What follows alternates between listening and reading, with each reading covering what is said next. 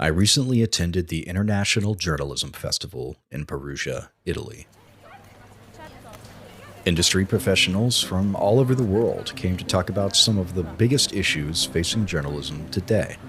Of course, half the panels were about AI, a quarter were about Trump, and the last quarter covered Israel, Palestine, and the Gaza Strip.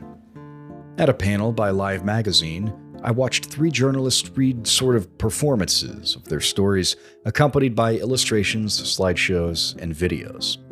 The performances grew progressively more serious, ending with an account by Phil Chetwynd about his time covering the ongoing conflict between Israel and Palestine with the Agence French Presse, or AFP, one of the biggest collections of international journalists working around the clock to cover news across the world. Chetwynd's presentation included video clips by AFP journalists as they themselves became the targets of IDF aggression. The videos were staggering. Chetwynd ended his performance by telling the audience of a documentary screening the next day. The documentary in question was Inside Gaza, an in-depth look by photojournalists at the aggressive attacks in Palestine by Israel since the Hamas attacks of October 7th, 2023. We've all seen Western coverage of the event. Some of us might have actually seen photos coming directly out of Palestine that major U.S. news outlets won't publish. I figured this documentary would show a lot of footage similar to the footage from Chetwynd's presentation. If I didn't see anything else at this festival, I'd be fine so long as I got to screen this documentary. The next day, around 6, I made my way to the Postmodernissimo across town. It was a hole-in-the-wall business, like every business in Perugia, and the line for the theater went well out the door. Inside Gaza is directed by Aline Lamtrong and produced by Jan Olivier.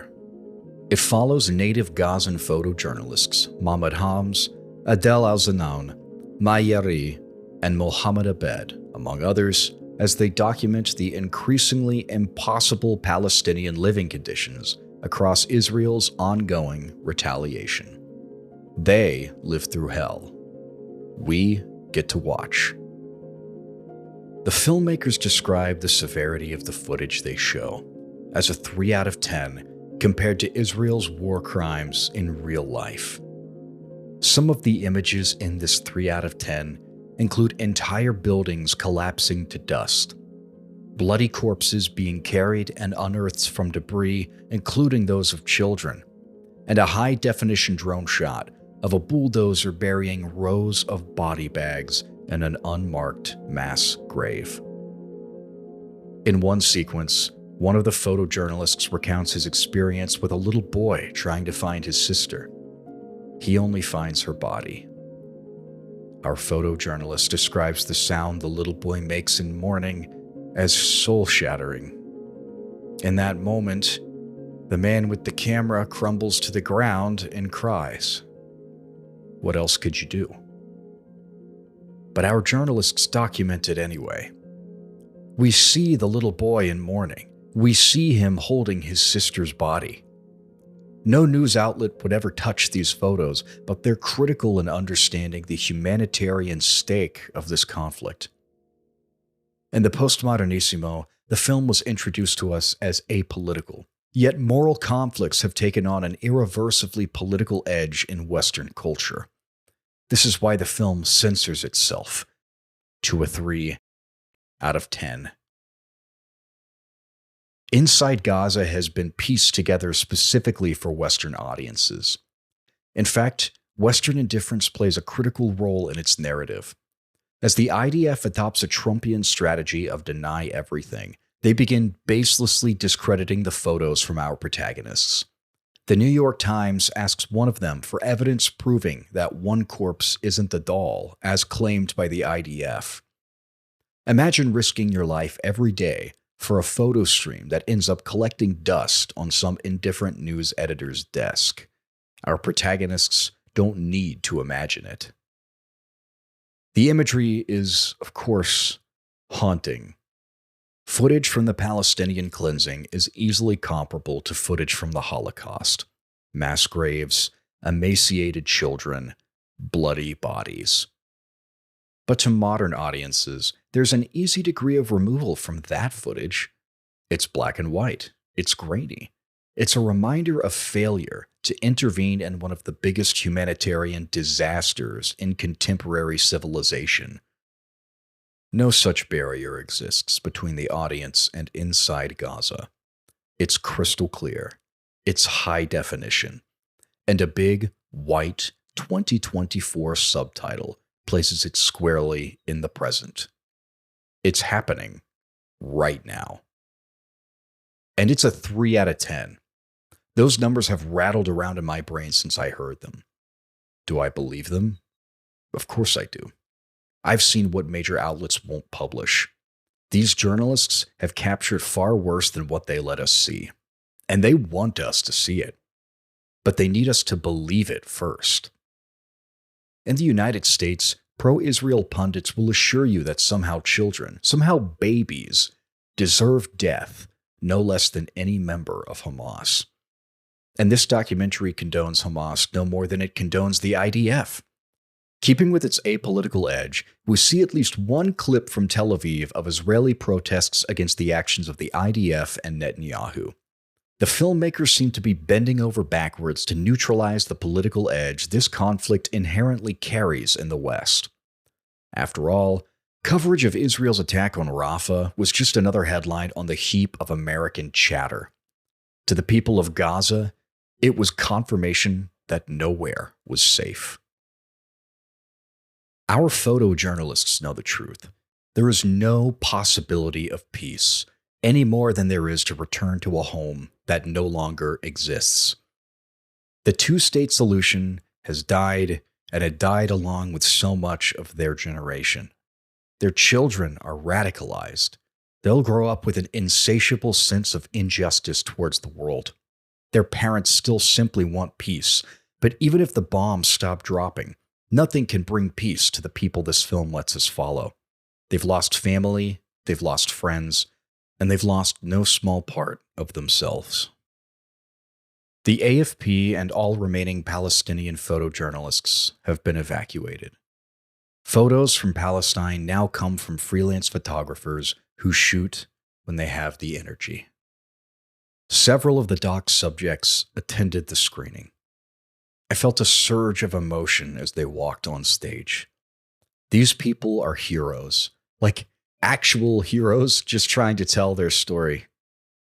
Adel Al-Zanoun still had a sense of humor.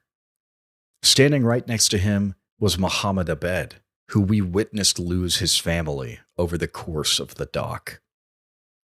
The audience Q&A was mostly limited to questions from the moderator. I think people didn't even know what to ask the people standing in front of them. After watching just a fraction of the hell through which they lived, what do you even have to say? This is a film by photojournalists, visual documentarians who understand the underlying humanity within the image. The IDF understands that too. The United Nations recognizes that more journalists have been killed in Gaza than both world wars, the Vietnam War, wars in Yugoslavia, and the war in Afghanistan combined. It may seem like just another statistic in the list of Israel's war crimes, but we're talking about the fact finders. We're talking about the people on the ground witnessing these events firsthand. Silencing journalists means silencing the truth. It's an attempt to euthanize the watchdog. In the United States, journalists have been under a different kind of fire. No one can deny the nexus at which the industry finds itself in 2026. But journalism has been accused of spinning the truth since its inception. It catches criticisms of being too liberal, or too sensational, or too elitist. I can tell you firsthand that people don't become journalists for the money, that's for sure. But the priorities of journalists are no more universal than the priorities of people. And the truth about journalism is that reporting with objectivity has never been in the cards. Objectivity is a myth. It isn't real. I'm sure a lot of you already know that. But imagine attempting to report on a suicide with robotic precision.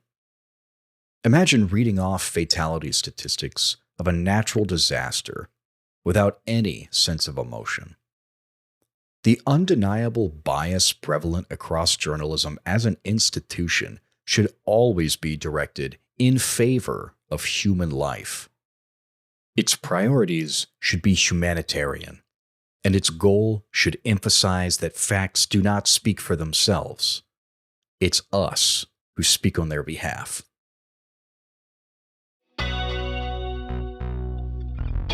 If you're a long-time listener of this show, then this episode might seem a little strange. But it also felt strange for me to watch this doc while running a movie podcast and not tell you about it. I'm not embarrassed to be the guy telling you that this movie, Inside Gaza, is hands down the most important movie you can watch right now, regardless of its self-censorship. It contains footage that people have died collecting. It's a plea for us to recognize the morality at our core, across all of humanity, and it perfectly encapsulates the tumultuous media sphere of the 2020s that can't seem to grasp onto anything solid through the slop. I encourage everyone listening to watch this film. I don't know when or if you'll be able to, but if you reach out to the filmmakers and if you reach out to local theaters and arts organizations in your area and urge them to find a way, you might actually be able to expand its audience. You can find more information about the film and the people involved in its production at insidegaza-film.org. There, you can also contact the filmmakers, read more about the journalists documenting the war, and even access the movie's press kit. I highly encourage everyone to reach out to learn more. This is a generational film. And to my friends who love film and love the cinema and who prattle on constantly about the magic of film and the essentiality of art, isn't this exactly what you're talking about?